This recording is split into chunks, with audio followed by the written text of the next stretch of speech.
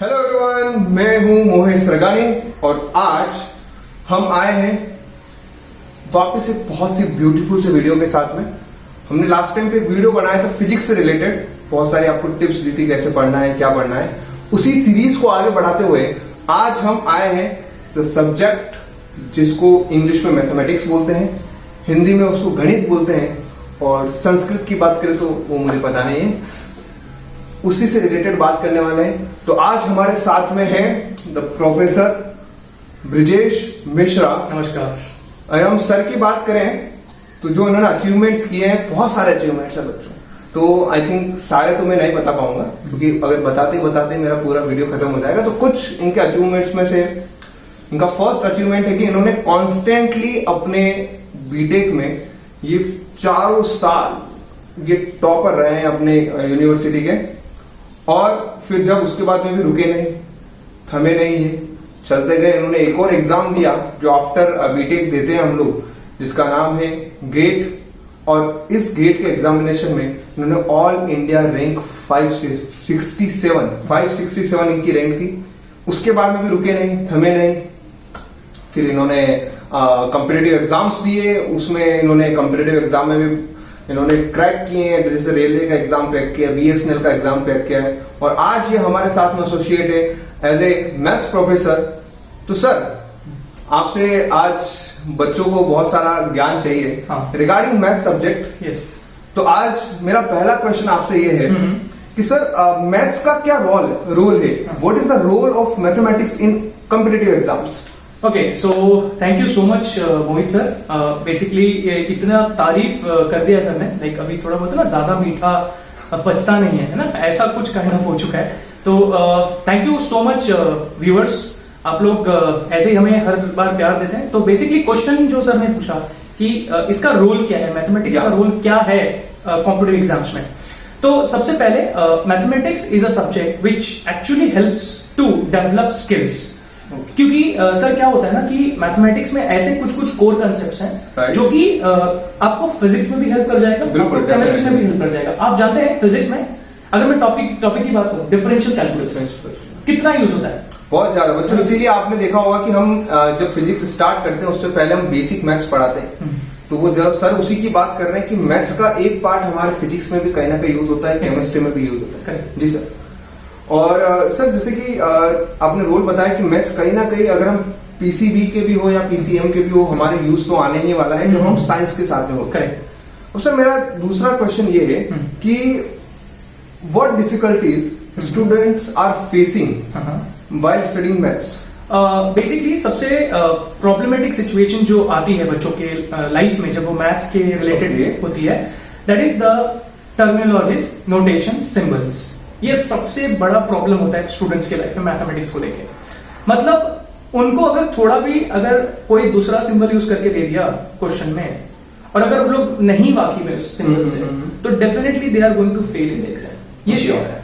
तो सबसे पहले एक उनको ये चाहिए कि सारे नोटेशंस मालूम होने चाहिए। लाइक एग्जांपल दूं अगर मैं, समेशन, राइट, समेशन का सिंबल हो गया, फिर प्रोडक्ट वाला जो पाई की तरह होता है, फिर यूनियन, इंटरसेक्शन, ये सारी चीजें, ये सारे सिंबल्स हैं, उनको पता होना चाहिए। अगर उनको यही नहीं मालूम है तो फिर क्वेश्चन का क्रक्स कैसे समझ में आएगा? That is what is the difficulty they are facing. Then second, after solving ample amount of questions, they don't get confidence in the exam. ये भी सबसे बड़ा एक प्रॉब्लम है।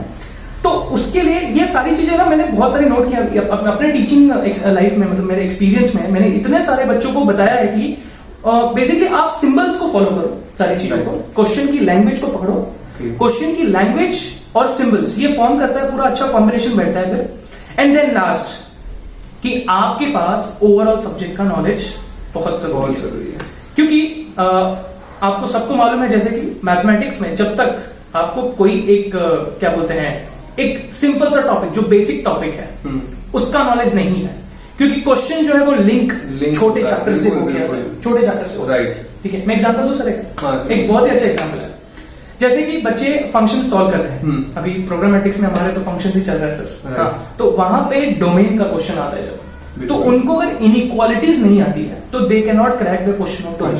इसलिए उनको पहले फंडामेंटल ऑफ मैथ्स में इनइक्वालिटी पढ़ाया गया है, और तब जाके आज वो फंक्शंस कर Functions पाएंगे। ये सारी चीजें मतलब बेसिक चीज है वो। हाँ। हमने फिजिक्स में भी यही चीज हम बोलते हैं Exactly. कि आपका बेसिक्स पकड़ के रखना है। Exactly. नोटेशंस आपको पता होना चाहिए ताकि आप क्वेश्चन की लैंग्वेज को समझ पाओ और आप ओवरऑल जो बेसिक है मैथ्स का, वो जैसे सर ने बोला है कि फंक्शंस आपको तभी अच्छे से कर पाओगे जब आपको इनइक्वालिटीज आ रहा है। Exactly, तो ये जो सर चीजें हैं, क्योंकि हमें ऐसा नहीं है कि सर ये छोड़ दो कि हमें इनइक्वालिटीज, बेसिक्स को नहीं हम छोड़ सकते हैं, हमें वो बेसिक्स को पकड़ना है और उसके बाद में हमें सब्जेक्ट में आगे बढ़ना है। एग्जैक्टली सर जैसे बच्चे ये हमेशा पूछते हैं कोई भी सब्जेक्ट हो यहाँ पे, तो अभी आज हम मैथ्स के रिलेटेड बात कर रहे हैं कि एक प्रॉपर अगर मैं बच्चों को स्टडी प्लान देना चाहूँ कि क्या एक स्टडी प्लान है, किस तरीके से हमारी अप्रोच होनी चाहिए मैथ्स को पढ़ने की, एग्जैक्टली तो एक करेक्ट स्टडी प्लान आप बच्चों को आज मैं दे सकता हूँ, मैं डेफिनेटली दे सकता हूँ। सो बेसिकली स्टूडेंट्स, देखो होता क्या है कि आपके पास सबसे पहले मटेरियल होना बहुत अच्छा इंपॉर्टेंट बिल्कुल। है।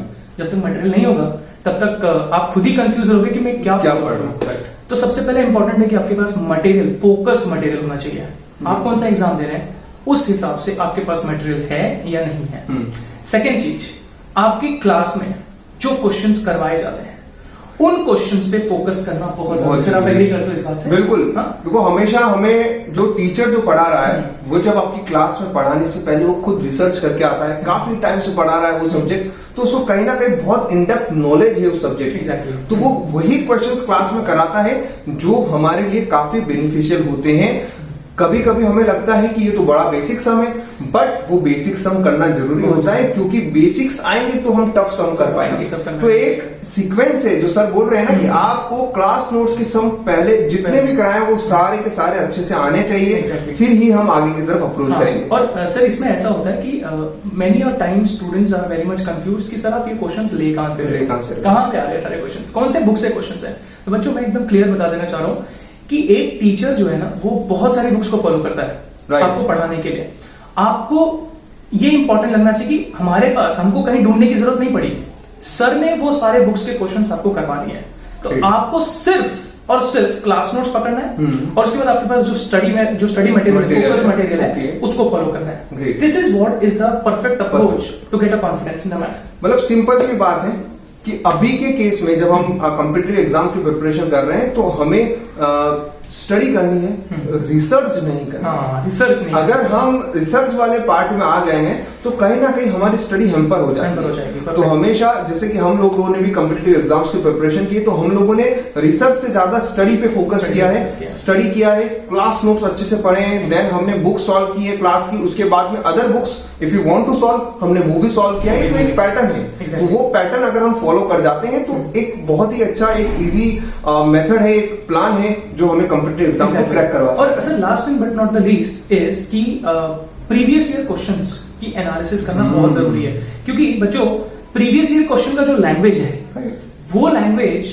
और जो आप सॉल्व कर रहे हो वो लैंग्वेज मैच होना बहुत जरूरी बहुत है। जरूरी तो है। मेरे हिसाब से मैं तो अपना टेक्निक बताता हूं सबसे पहले कि आप ना स्कैनिंग करो, क्वेश्चंस को स्कैन करो, अच्छे से रीड करो क्वेश्चंस को 2 से 3 बार। आपको समझ में आएगा कि लेवल या क्वालिटी या लैंग्वेज क्वेश्चन का है क्या, और आप जो सॉल्व कर रहे हो वो मैच हो रहा है कि नहीं कर रहा है। एंड डेफिनेटली क्लास नोट्स में तो वही लेवल वही पैटर्न का क्वेश्चन होगा, because we have done research. हम रिसर्च करके पढ़ाते हैं आपको रिसर्च करने की बिल्कुल भी जरूरत नहीं है। So this is what should be the pattern. Previous year question important है, उसके हिसाब से आप अपनी स्टडी प्लान बनाओ। एंड सेकेंडली स्टडी मटेरियल आपके पास बहुत अच्छी होनी चाहिए। And last but not the least again is the synopsis.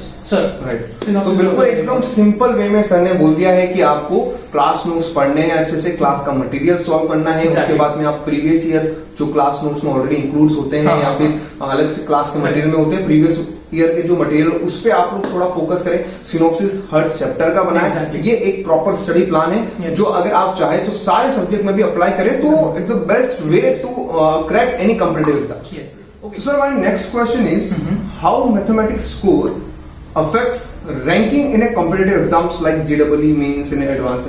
Actually इसको अगर मैं सर इस तरीके से बताऊं, जैसे कि आपके टोटल Okay. 200 मार्क्स हैं Right. और टोटल मेरे 200 मार्क्स हैं। Okay.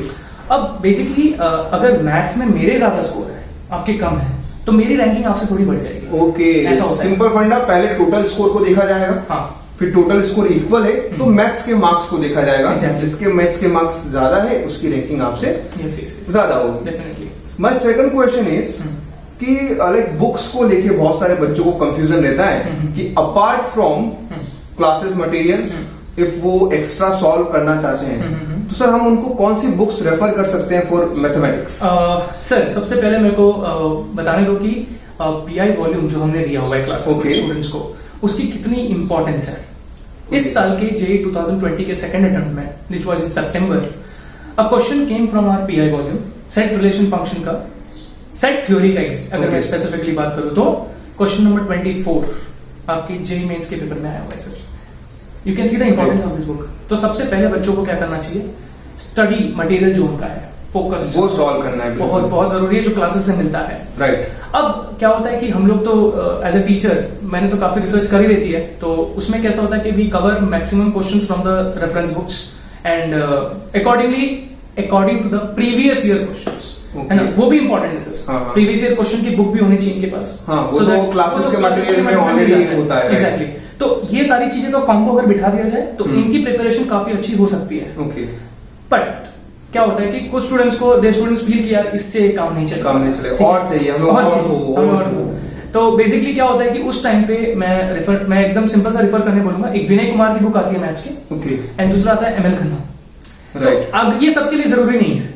अगर आपको लगता है कि आपको और प्रैक्टिस करना है तो ये दो बुक आप प्रैक्टिस कर सकते हो, बाकी इसके अलावा और कुछ करने की जरूरत नहीं पड़ेगी। तो आपको सर ने रेफरेंस बुक बता दिया है, विनय कुमार और एमएल खन्ना, ये दोनों books you can refer.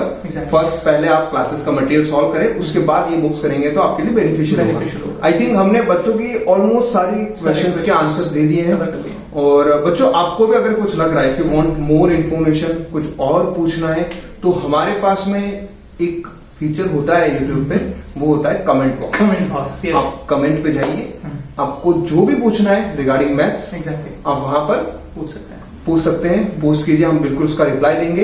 If you want और भी किसी टॉपिक से रिलेटेड आपको वीडियोस चाहिए तो भी आप बिल्कुल वहां पे बताइए, तो हम आपका वो भी वीडियो बनाएंगे।